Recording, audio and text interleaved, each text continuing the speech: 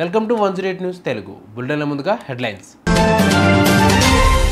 రామ్ చరణ్ బుచ్చిబాబు కాంబోలో వస్తున్న సినిమాలో క్రికెటర్ ధోని నటిస్తున్నాడా? పగటిపూట 9 గంటల పాటు నిరంతరాయంగా విద్యుత్ వ్యవసాయానికి అందిస్తాం, చంద్రబాబు కీలక ప్రకటన. ఇప్పటి వరకు తెలుగు సినిమా ఇండస్ట్రీలో చాలామంది హీరోలు వాళ్ళకంటూ ప్రత్యేకమైన ఐడెంటిటీని క్రియేట్ చేసుకున్నారు. ఇక ఇలాంటి సందర్భంలోనే ఇంతకు ముందు ఆయన చేసిన సినిమాలతో భారీ విజయాలను సాధించాడు రామ్ చరణ్. తండ్రికి తగ్గ తనయుడుగా ఎదగడమే కాకుండా పాన్ ఇండియా లెవెల్లో గ్లోబల్ స్టార్గా అవతరించి ప్రేక్షకులందరినీ ఆశ్చర్యానికి గురిచేశాడు. ఇప్పటి వరకు ఆయన సినిమాలు ప్రేక్షకుల ఆదరణను పొందుతూ ముందుకు సాగుతున్నాయి. ఇక మీదట అంతకు మించిన సక్సెస్లతో ఇండస్ట్రీని షేక్ చేయాలని చూస్తున్నాడు mega power star. Mega power స్టార్గా తనకంటూ ఒక ప్రత్యేకమైన ఇమేజ్ను క్రియేట్ చేసుకున్న నటుడు రామ్ చరణ్. ఆయన చేసిన సినిమాలన్నీ ప్రేక్షకులను అలరించడమే కాకుండా వాళ్ళకంటూ ఒక ప్రత్యేకమైన ఐడెంటిటీని క్రియేట్ చేసుకున్నాడు. మరి ఇలాంటి సందర్భాల్లోనే ఆయన చేస్తున్న సినిమాల విషయంలో చాలా జాగ్రత్తలు తీసుకుంటూ ముందుకు సాగుతున్న విషయం మనకు తెలిసిందే. ఇక ప్రస్తుతం ఆయన బుచ్చిబాబు డైరెక్షన్లో చేస్తున్న సినిమా కోసం హార్నెస్లో కష్టపడుతున్నాడు రామ్ చరణ్. ఆయన చేస్తున్న ఈ సినిమాతో యావత్ ఇండియన్ సినిమా ఇండస్ట్రీలో ఉన్న ప్రతి ప్రేక్షకుడిని తన వైపు తిప్పుకోవాలనే ప్రయత్నం అయితే చేస్తున్నాడు.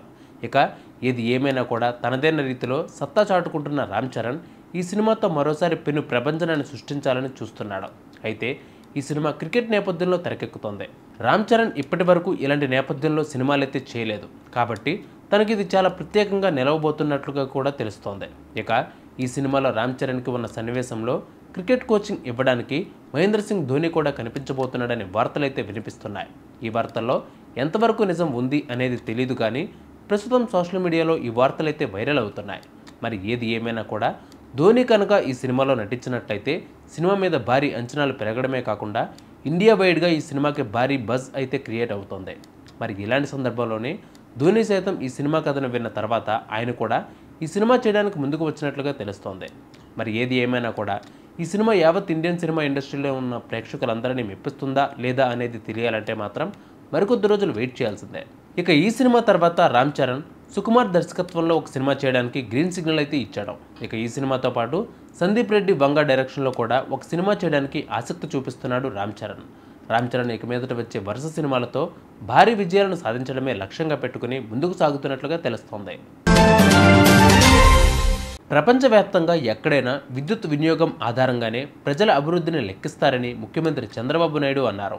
ఏపీ శాసనసభలో విద్యుత్ రంగంపై లఘు చర్చలో సీఎం మాట్లాడుతూ కొన్నేళ్లుగా విద్యుత్ రంగంలో విప్లవాత్మకమైన మార్పులు వచ్చాయన్నారు. గతంలో కరెంటు కోతల సమయంలో రైతుల అవస్థలు ప్రత్యక్షంగా పరిశీలించారని, రైతుల ఇబ్బందులు చూశాక పగటిపూట 9 గంటల ఉచిత విద్యుత్ ఇవ్వాలని నిర్ణయించుకున్నామని తెలిపారు.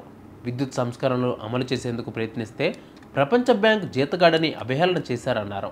అప్పుడే డిస్కంలో నియంత్రణ మండలి ఎనర్జీ ఆడిటింగ్ అనేది మొదలుపెట్టామన్నారు. గతంలో ట్రాన్స్మిషన్ నష్టాలు 23% అని దేశంలో తొలిసారి నిర్ధారించింది కూడా ఏపీనే అన్నారు. విభజన తర్వాత కరెంటు కోతలు లేని రాష్ట్రంగా ఏపీని తీర్చిదిద్దామని తెలిపారు. టీడీపీ హయాంలో చేసిన విద్యుత్ సంస్కరణలు వాడుకుని అప్పట్లో కాంగ్రెస్ అధికారంలోకి వచ్చిందని అన్నారు. ఎన్టీపీఎస్ లాంటి ప్రభుత్వ రంగ విద్యుత్ ఉత్పత్తి ప్లాంట్ను 83% PLFతో నడిపించామన్నారు. చాలా ప్రైవేటు సంస్థలకు అది సాధ్యం కాదని, ఈ పరిపాలనా మార్పులు ప్రజలు గుర్తించాలన్నదే తమ అభిప్రాయం అన్నారు. గత 30 ఏళ్ల పాలనా సమయాన్ని బేరేజు వేసుకుంటే వాస్తవాలు వెలుగులోకి చూస్తాయని తెలిపారు. విద్యుత్ మిగులు రాష్ట్రంగా ఉన్న ఏపీని లోటు పరిస్థితికి తీసుకువెళ్లింది వైసీపీ ప్రభుత్వం అంటూ మండిపడ్డారు. పరిశ్రమలు కరెంటు వాడితే సర్ఛార్జీ విధించిన పరిస్థితి గత ప్రభుత్వానిదన్నారు.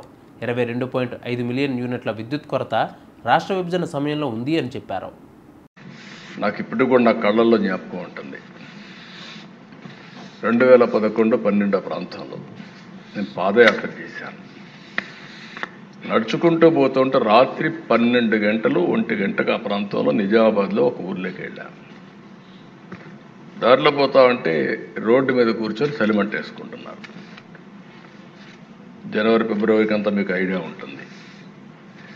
అక్కడ పోయినప్పుడు నేను కాసేపు మాట్లాడదామని చెప్పి మాట్లాడిన సమస్యని, సార్ చాలా బాధ ఉంది మాకు, ఎప్పుడు కరెంట్ వస్తుందో తెలియదు, అందుకని రాత్రి జాగారం చేస్తున్నాం అని చెప్తూ వాళ్ళు ఒక కుర్రాడు, సార్ నువ్వేం చేస్తావు? ఆయన కుర్రాడు బాబు, నేను ఇంజనీరింగ్ చదువుతున్నాను. ఏంటా ఎందుకు వచ్చావు అన్నాడు. సార్ మా నాన్న జీవితం అంతా కూడా పాపం నా కోసం చదివించడానికి కష్టపడుతున్నాడు.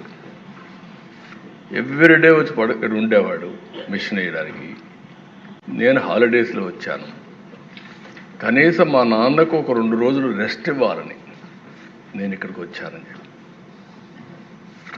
అప్పుడు నేను అడిగాను, ఏంటి ధైర్యంగా ఉన్నా అంటే, లేదు సార్ భయం వేస్తూ ఉంది, పేపర్లో వస్తున్నాయి, పాములు గరుస్తున్నాయని, చీకటి ఉంటుంది, పంప్ సెట్ అయిపోయినప్పుడు పాములు గరుస్తున్నాయని, భయంగా పోయి వేస్తుందని నాకు కుర్రాడు చెప్పినప్పుడు నేను చాలా బాధపడ్డాను. చూసారుగా, ఇవి వాళ్ళ బులెటిన్ అప్డేట్స్. మరిన్ని అప్డేట్స్తో మళ్ళీ మీ ముందుకు వస్తాను. అంతవరకు కీప్ వాచింగ్ 108 న్యూస్ తెలుగు.